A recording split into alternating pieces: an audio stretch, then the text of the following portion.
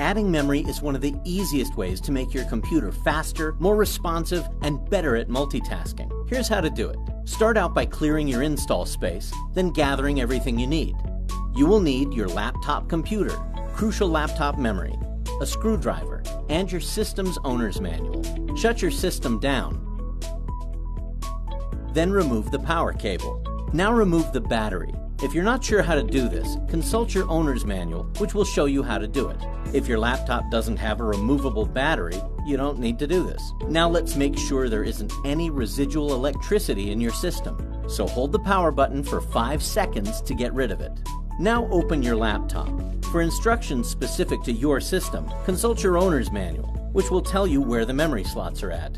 Before touching anything inside your system, ground yourself by touching an unpainted metal surface. One touch and you're good. There are usually lots of grounding options to choose from. Now take out the existing memory modules. Pull the side clips away from the module, which will allow you to remove it. Grab your new crucial modules by the side edges to avoid touching the gold pins. Align the notch on the module with the ridge in the slot. Then insert the module at a 45-degree angle.